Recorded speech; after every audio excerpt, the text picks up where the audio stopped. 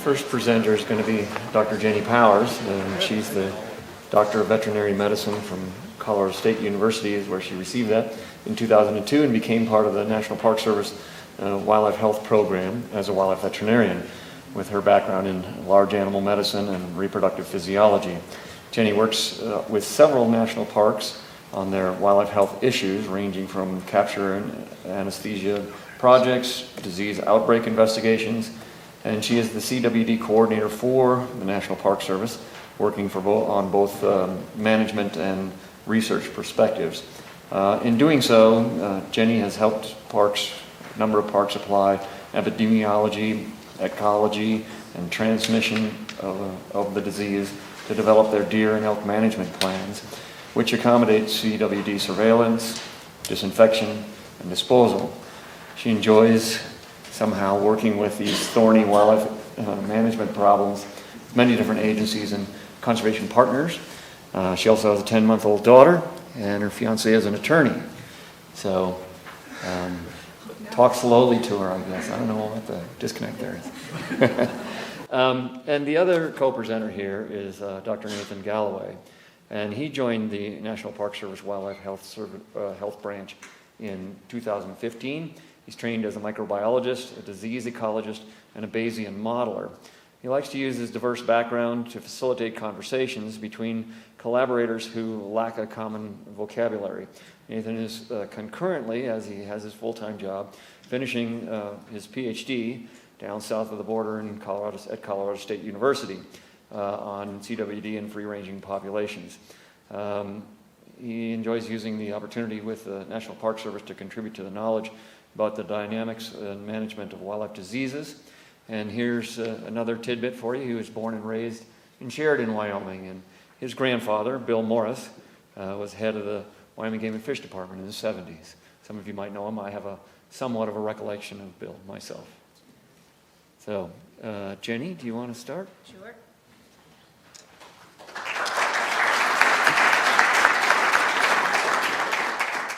Thanks, Tom, for that introduction.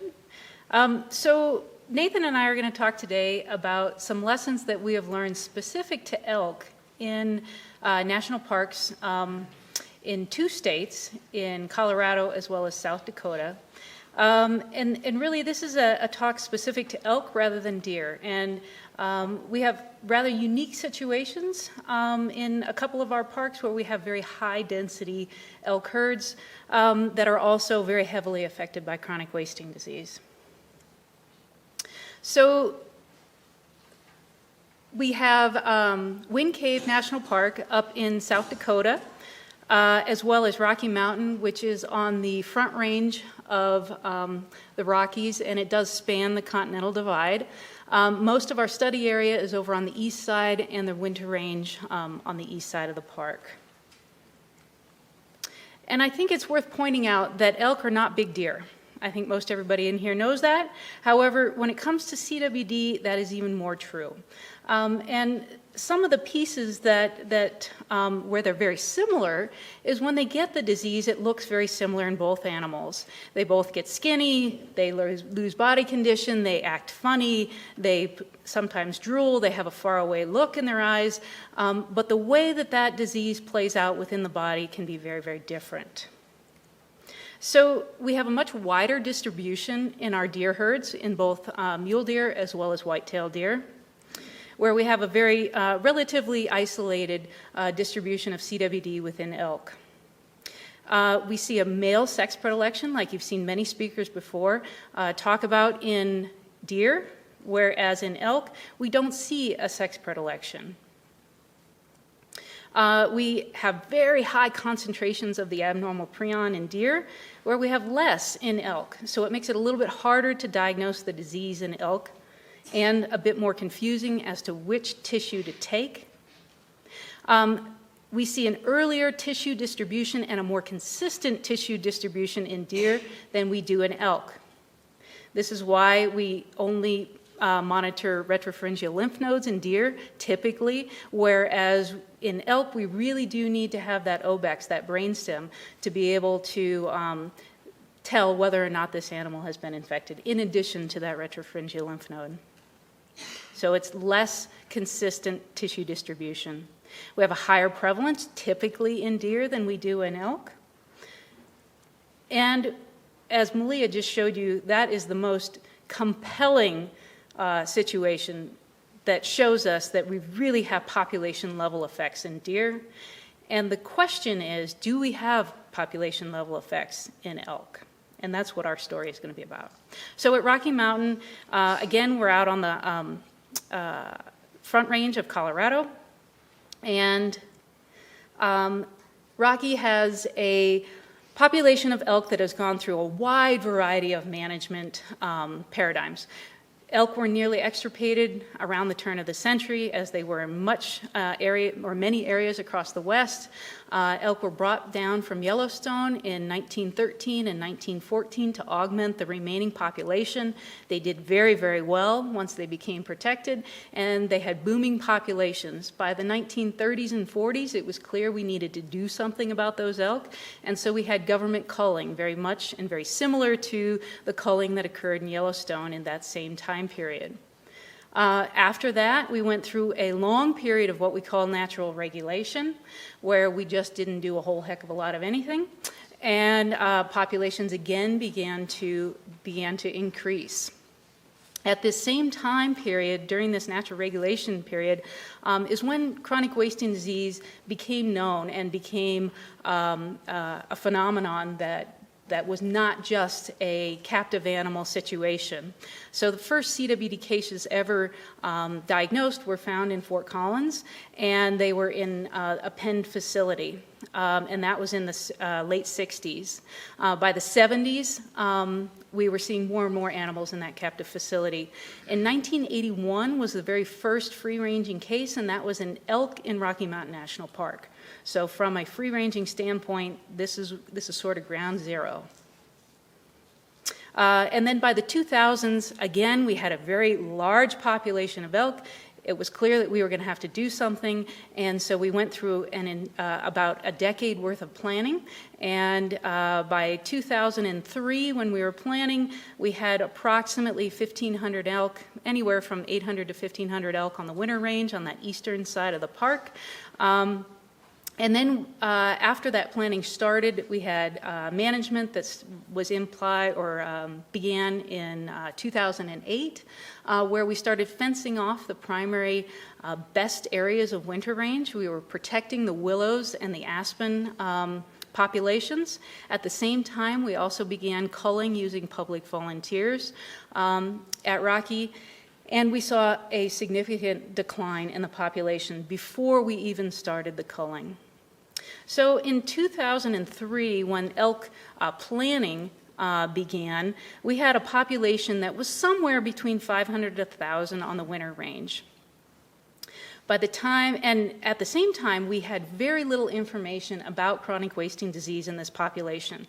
Our best estimates were based on hunter harvests from areas that were surrounding the park. So just outside the park on the eastern side, in the Estes Valley, we had approximately a 1% prevalence in elk at the time.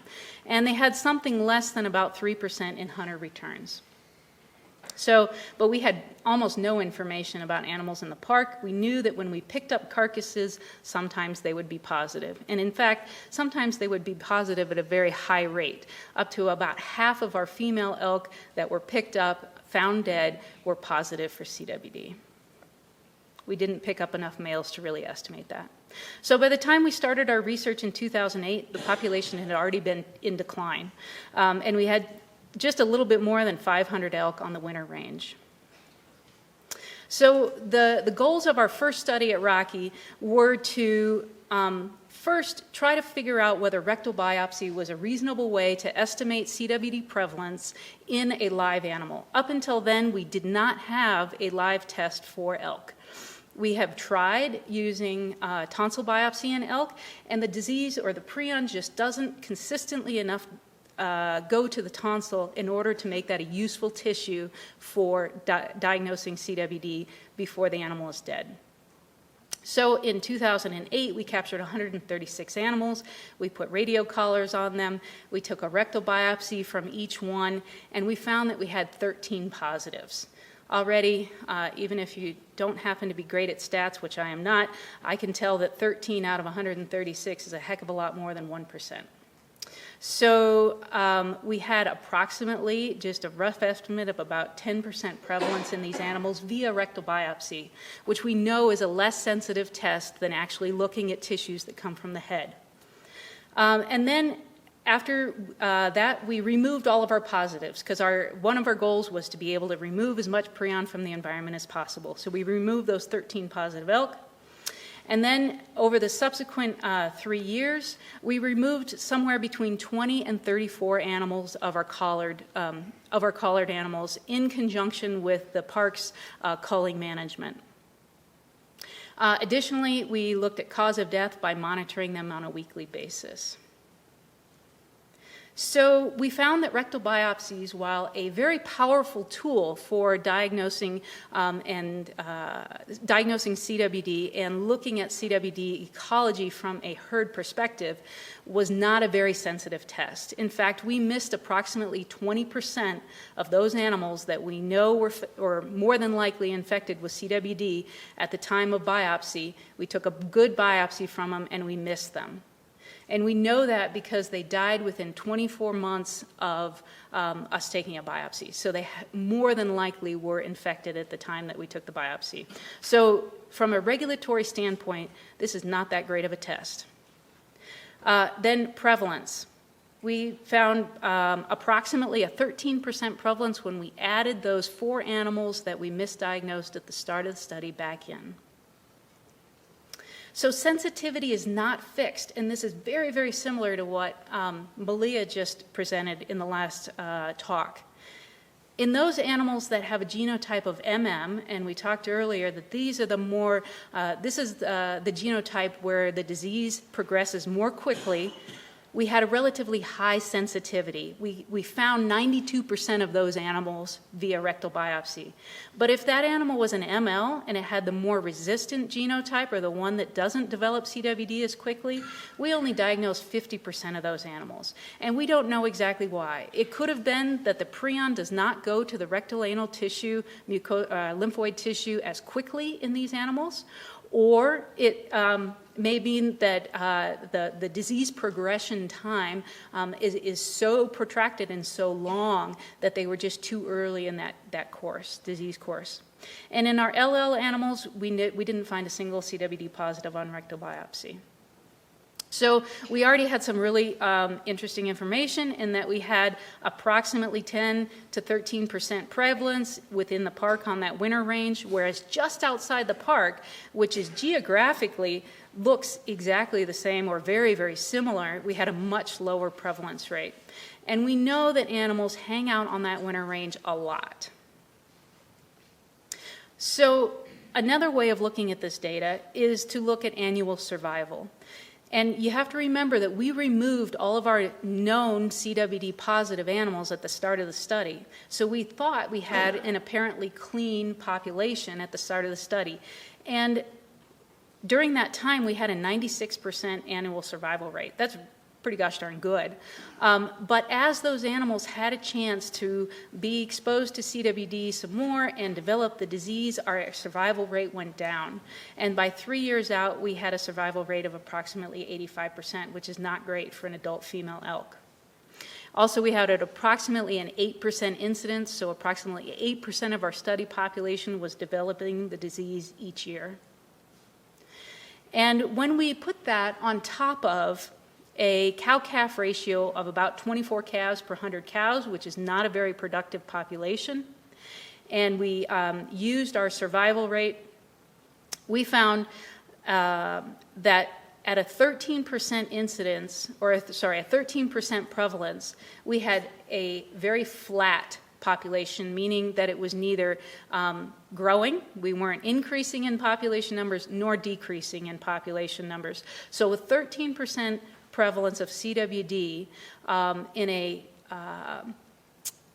an elk population that it does have predation. We have mountain lions, and they do a pretty good job, but we certainly don't have bears and we don't have wolves, so we don't have a full suite of predators. And I think it's very worth noting that this information we have removed hunter harvest as a source of mortality. So this is only natural mortalities. And so if we added hunter harvest on top of this, we would have a declining population. And that's exactly what we've seen. This population has now gone to less than 500 animals on the winter range. And I want to be very careful and emphasize here that CWD is not the only thing at work here. We have had a significant redistribution of our study animals. So this map here is showing where our study animals spent their winter time during that first winter that we watched them from 2008 to 2009. And then now in 2011 and 2012, we had a significant number of animals that moved out to the east to lower elevations. So this is not simply a CWD-related decline in population. This is a redistribution, but CWD is having an effect here as well.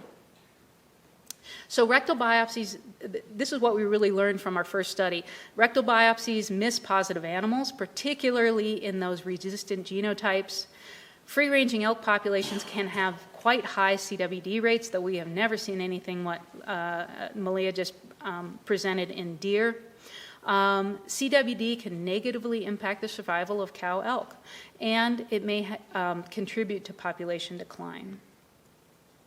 So we still had more questions. What is the effect of density on CWD transmission and disease ecology? That's a very difficult question to pick apart, but we're starting to work on that right now.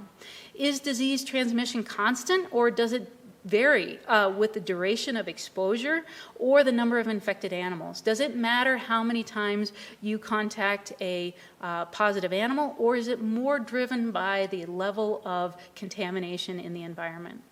And are we seeing changes in genotype frequency, very much like what they've done here in Wyoming? So there's two ways that we're approaching that. First, a study at Wind Cave National Park, which I said was in South Dakota. They have also had historically high populations of elk. And in 1997, they diagnosed CWD at a game ranch. This is Wind Cave right here. This little keyhole piece right here is where the Casey property, I don't know if anybody knows that name, but anyway, it's a rather notorious place where there was a very, very high CWD incidence or prevalence in a captive population. And we know that there was fence line contact between the captive animals and free-ranging animals in Wind Cave.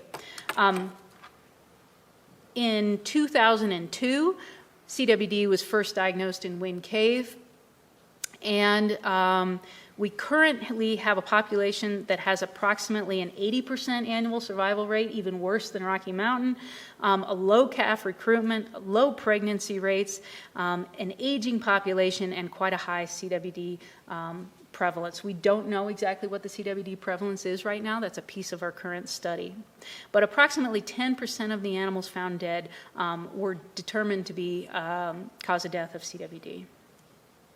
So Wind Cave upcoming research, we currently have a population of about 550 animals. We're going to cull almost half of them. That's a pretty draconian action, but both from a demographic standpoint or a range management standpoint, we need to have a decreased population. And from a CWD prevalence standpoint, we are going to attempt to see if decreasing that density really can affect how the disease plays out. We're going to hold that population low for the next 7 to 10 years, and then we're going to re-estimate CWD prevalence. So this is a work in progress.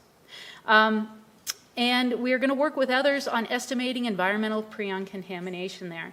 I think it's worth pointing out that many of these tests that we talked about this morning, you can't just call up your local diagnostic facility and say, hey, I want to run some feces for CWD. How much does that cost? That's an experimental type of a test, and we don't know when that's going to go on the market and be able to simply turn that in as a diagnostic test. So we have two parks with high elk densities. We have high CWD rates. We have relatively small areas. and relatively little movement off the winter range, except now that animals from Rocky are really migrating further to the east. And now I'm going to turn it over to Nathan, who is going to talk about our second study. Just before the start of what we lovingly referred to as Rocky 2, our second study in Rocky. Sorry, you're not going to be able to hear me. These elk decided to just throw us a loop and totally change what they do, and a bunch of them headed downhill. And they'll winter down in the lower elevations. There's some really good habitats and private lands down there and stuff, and there's a pretty good segment of the population that spends the whole winter down there rather than up in the park where they always used to be.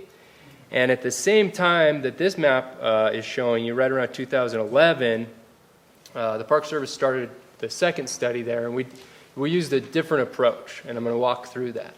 And some of the goals with that study is we wanted a follow-up estimate of that prevalence and that incidence to see if it had changed over time. And we wanted to look at survival of CWD-positive animals. You'll notice in the design of the first study, getting survival rates of CWD-positive animals was a little hampered because they killed them. So this study, we actually leave the biopsy positives in the population and track their natural mortality. So being able to better estimate that survival or mortality of these CWD-positive animals helps you know the population level impact of that disease in the population. We also looked at cause of death, and I'm going to talk about this in a little bit. The relative risk for various causes of death changes whether or not you're CWD positive or negative. So that gets some interesting data for us to think about. We also wanted to investigate possible selective pressure of the disease on the prion precursor or the prion protein. And there's also some interesting spatial questions about if the environment does become contaminated, is there just one or two hot spots, and elk that aren't in that spot have less risk? So we have a lot of ideas going into this. So as I said, we left the biopsy positives in the study, and since 2011 there have been up to 100 collared adult females kept in the study. And that first year there were 67, and it's been roughly 100 ever since. And every year we go out and we add back the animals. We add new animals to make up for those that have died. And we're tracking survival, we're tracking locations, and that's all done by these radio collars. So our new estimate of prevalence across those years of 2011 to 2016 is a mean estimate of about 8.5%. And your first thought is, well, that's a lot lower than 13, but I want to stress that that mean estimate has gone down a little bit. So prevalence here is on the y-axis, and the probability density, or the likelihood of any one of those values being true, is on the y-axis. I said that wrong, didn't I? I said y-axis. So prevalence is down here on the x-axis. And although the mean estimate has gone down, there's a whole lot of overlap. So our second study is in red. It's labeled Bromo 2. The mean estimate has gone down, but it hasn't shifted so dramatically that there's a clear separation of this estimate of prevalence. We have a finite sample size. We don't know precisely what the prevalence is. It maybe is going down a little bit. And this includes those animals that Jenny talked about that were misdiagnosed at capture. So if they died shortly afterwards and then tested positive, we said, well, we probably missed that test. So this is included in here. The other thing that's been interesting is following these animals for annual survival. And this first part of this graph is something that Jenny showed earlier. We've got the original study, a clean population to begin with, and then as CWD comes back into those animals, you see declining survival. Good evidence that CWD positive animals don't survive as long as negative animals. And I've added our second study, and now this is just CWD negative animals. So our mean estimate of survival for these adult female elk is roughly 90%. It's pretty good. And this is a little bit higher than the average that was used in the demographic work from the first study. So if that survival goes up, you can actually sustain higher disease in the population before your population starts to decline, because your population is more robust and growing faster, and a little bit of loss to CWD has a smaller effect. As far as the CWD positive survival, we see a really large genotype effect. And this is a relatively small sample size, but we see that those elk, after they test positive, generally don't survive for more than 6 months. While the ML, the heterozygote, can survive roughly twice as long. Again, this is a small sample size. We haven't detected any LL elk, but there seems to be a large effect that's probably a combination of the rate of disease spread inside those animals of various genotypes, sort of the rate the disease is taking over their bodies, but also our ability to detect it is not as good. We've used here that positive biopsy. So we do have some preliminary results. It's been very tricky to estimate incidence because all the elk left. So it's a little tricky to recapture them every year and get multiple tests. We're still collecting data. This study is just wrapping up. We're still doing capture this coming winter, and we're working on incidence estimate. And to get at the selective pressure of CWD on prion precursor, we actually have stepped back to a broader scale. And working with the Wyoming Game and Fish Department, we've got prion precursor genotypes and CWD information across something like 5 elk populations, and Rocky is just one of those. And without saying too much detail, there is some evidence that populations with higher CWD prevalence do have a higher frequency of that 132L allele, as has been proposed by so many groups looking at survival rates. The other thing we did while we were out following these guys is try to determine the cause of death. And this is a pretty complex slide, so I'll walk through it. But we follow those collars, and if we get a mortality signal, we try to get on it pretty quickly and determine if there's a known cause of death, or if we're unable to determine it, we simply label it as found dead. That's the same as no other known cause. So the pie shows the relative proportion of the animals that died that had that cause of death. So a rather large proportion, 41% of the animals in our study, are simply found dead, and we can't determine precisely what the cause of that mortality is. But what I want to point out is over on the labels on the far right, there's an additional percent. So for example, found dead 0.55, that's the percent of those animals that tested positive for CWD. And this is where it gets pretty interesting. So I tell you that our standing prevalence in live animals is roughly 10%. But when you go find a carcass that's been simply found dead with no other known cause of death, 1 in 2 of those carcasses will test positive for CWD. So that tells you a lot about the relative effect of CWD on death of an animal. And it also tells you something interesting about the benefit of targeted surveillance.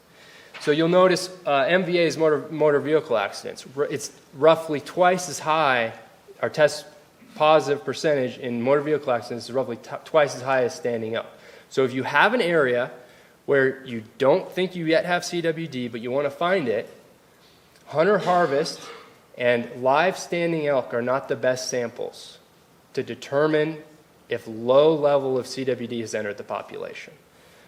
Animals found dead, animals that show any clinical signs, motor vehicle accidents are all better samples for detecting that initial invasion of disease. Does that make sense? Interestingly enough, we have mountain lion predation in Rocky Mountain National Park. None of our predated animals tested positive for CWD. This is a little bit in contrast to what you see in mule deer. Mountain lions seem to be able to select CWD positive mule deer preferentially to healthy animals, but they may not do that in elk. That may be something about the way they hunt, their ambush predators, opportunistic kill. But you guys have a few more things than mountain lions here that can kill your elk. You have a much broader predator suite. And I want to talk about predators a little bit, and I'm going to present some work from a paper that I was not involved in, but my boss Margaret asked me to present it. She wasn't able to come up today. And there's 2 things that I want you to take home from this, related to that targeted surveillance and related to disease dynamics in a population. So the 2 questions which were driving this work was, do wolves preferentially select CWD positive animals at a higher than random chance? And could wolves affect CWD prevalence in a population? It would be great to have a giant fenced ranch and test this under controlled conditions. I don't think that's going to happen anytime soon, but that might be happening right in this part of the world in the next couple of years. And it may just be that wolves help us in ways that we didn't foresee. So I'm going to walk through this work a little bit. So we don't have really any data where we have CWD positive elk populations and wolf predators. Those two things haven't lined up spatially yet. There is some evidence that mountain lions prefer CWD positive mule deer. Malia talked about this. There's also a paper, Crum and Hobbs, and they showed that effect as well. We would actually hypothesize that a coursing predator such as a wolf is more able to select CWD positive animals than an ambush predator because they're actually going at that group and picking off the slow ones. It's not just a random ambush. And it's a really important question for locations like the greater Yellowstone area. So what they did to approach this is, because we don't have any empirical data on it, is Tom built a nice model, and I'll talk about this. And the take-home message is that disturbance to natural predator-prey interactions result in pretty big alterations to disease dynamics, both disease invading into a new system and then how that disease persists within the system. And for diseases like CWD, it both interrupting predator-prey interactions both facilitates the initial establishment of disease and it results in a higher disease prevalence after invasion of the new disease.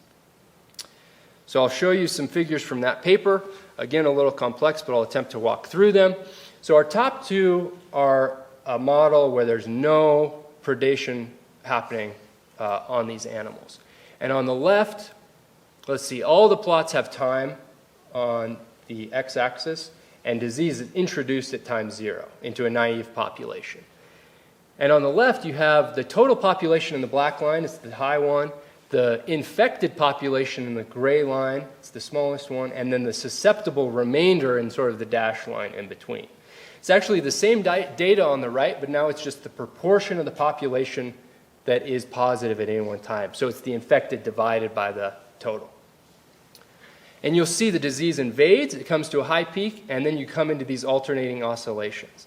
And these oscillations are really common in disease models, where it establishes this rhythm and it kind of goes through a cycle.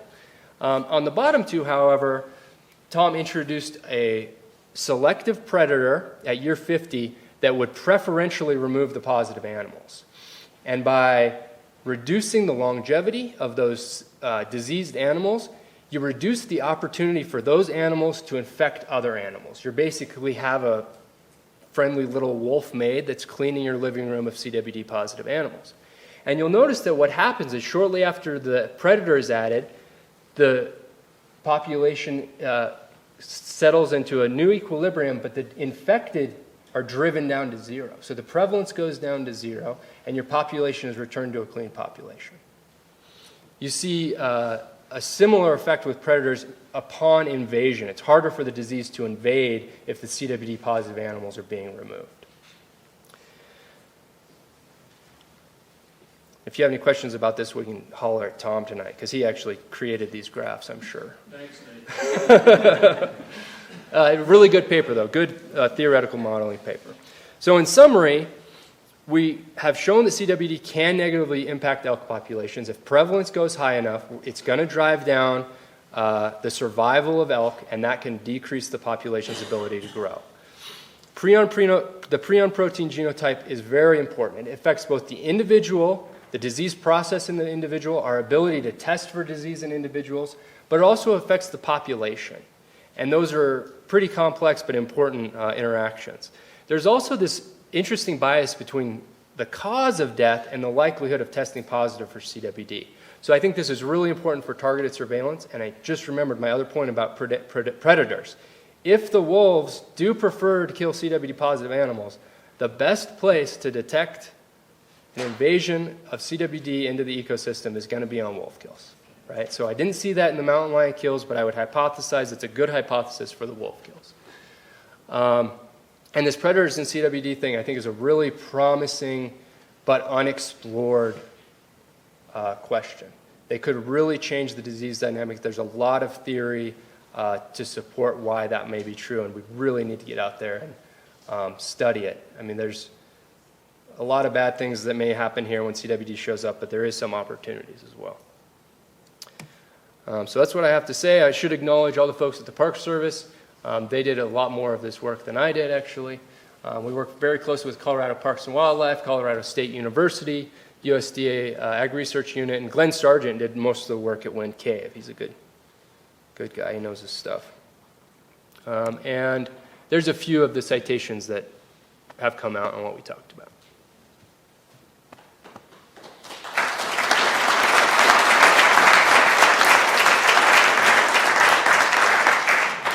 Okay, we have time for questions for Jamie or Nathan.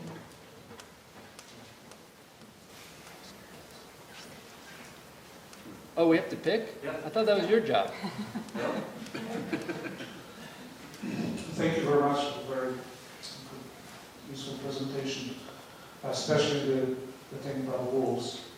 I have a question regarding what role does the game farming in Colorado and in South Dakota plays into keeping this disease going? Do you want to hit that one? For Casey? Sure, a little bit. So we're probably not the best people to answer that question, quite honestly, coming from the Park Service.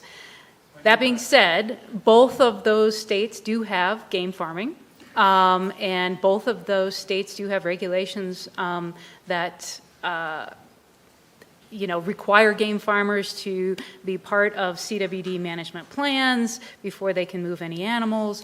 And beyond that, I don't think we know right now. It's so impossible to know how much fence line contact is happening and how many escapes are happening, if that's happening. So I think that'd be a better question for ag folks if they happen to be here.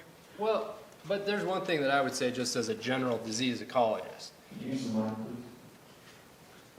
please. Just from a disease ecology perspective, some of those depopulated cervid farms have such an incredibly high prevalence of CWD that if you think about pre-on-load in animals, and then you think about how much prion is in a really hot game farm, from a disease ecology perspective, it certainly isn't helping the situation. And I think I can say that. Is there any movement, political movement to eliminate game farms? I mean, or is there any political movement in Colorado and South Dakota or in any other states surrounding us? Because I believe Wyoming is the only state that does not allow private game farming. Is there any movement anywhere to eliminate game farming? So I think that there are certainly interest groups on both sides. I'd say it's a very political and highly charged type of a topic, but I don't see either state eliminating it anytime soon, quite honestly. Do you have? Yeah. Yeah. It's actually one reason that Wyoming, congrats Wyoming. Yeah. I think that was a smart move on Wyoming's part. So here's a question for both of you. So CWD showed up in the 70s in the Rocky Mountain West, and the wolves were removed. I don't know exactly how many years prior to that, maybe 50 or 60. Is it possible that CWD was always in the environment, and we just started noticing it now because the predators are gone? And is there any way to backwards model that situation? So it's certainly possible that CWD was present before we knew it was present. I think we could pretty well agree it was, but just how far back, I'm not sure. There has been some backwards modeling work done attempting to figure out when it may have started, when CWD may have begun, but they didn't include any sort of predator removal stuff. That's an interesting point. I don't think we know any answers there, but we might, if in 5 years we see a really big effect of coursing predators on CWD disease dynamics, we might say, well, that might have been an important thing in Colorado, 80 years ago or whatever it was.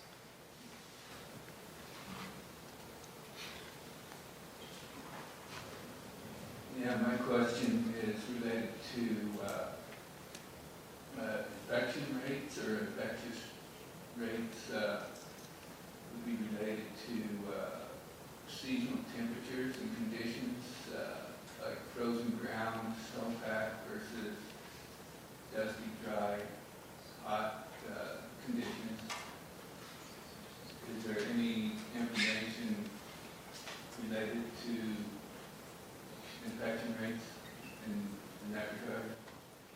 Sure. So with respect to infection rates, it is exceptionally hard unless you are feeding the animal or exposing the animal to CWD to know exactly when that event occurred.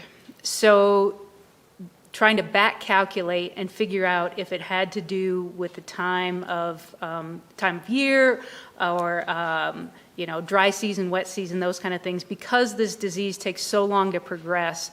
I don't think we've ever been able to correlate those things. The things that we do know about weather and environmental conditions, we see CWD animals die more often in the winter. I mean, granted, you see all animals die more often in the winter, but CWD animals tend to succumb more easily during winter conditions.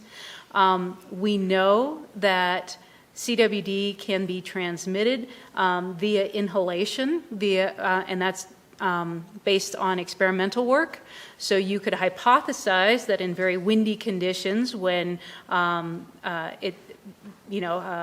dirt and other potential dust particles are blowing around, that could potentially be a source of CWD. That being said, what we need to think about is where is the vast majority, the vast volume of prion going to lay?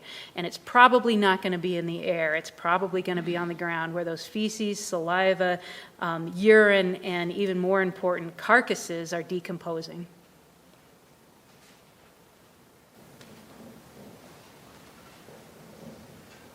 Yeah, in the last lawsuit that was filed in the National Elk Refuge, the term toxic waste site was used 24 times to the Washington, D.C. panel.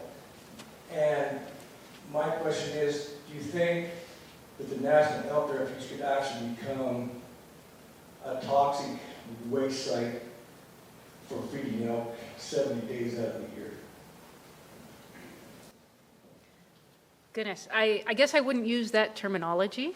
I would say that the fecal and urine and saliva and carcass volume out there is going to be high.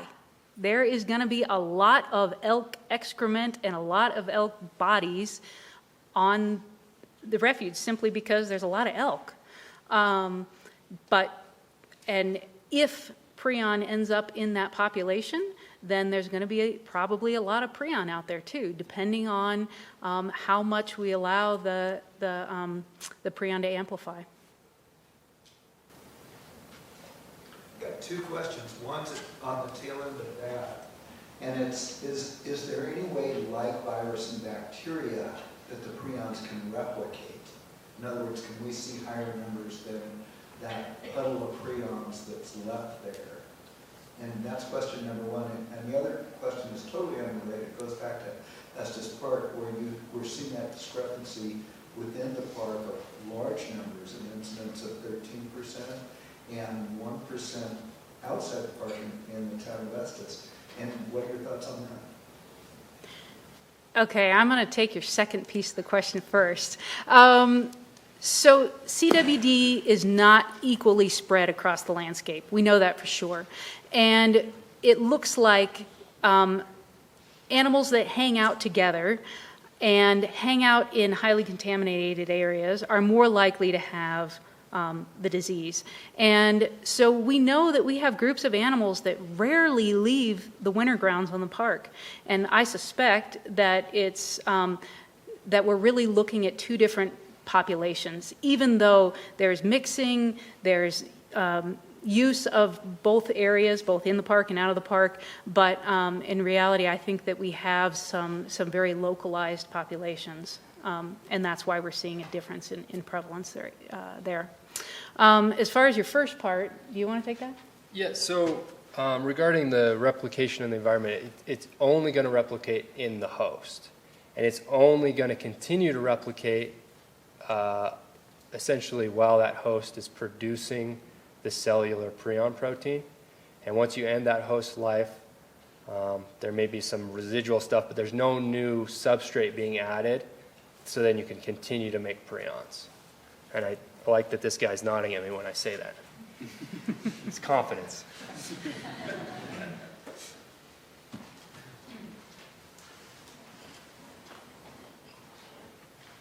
What happened with mule deer over the same time period? Did they increase, decrease, follow the elk? Do you think there's any overlap between the two? That's a pretty interesting story, actually. We started to study in mule deer at Rocky well before we ever started looking at the elk. And at that time, mule deer were relatively low density. We probably had somewhere between 300 and 400 animals total in the Estes Valley and Rocky Mountain National Park.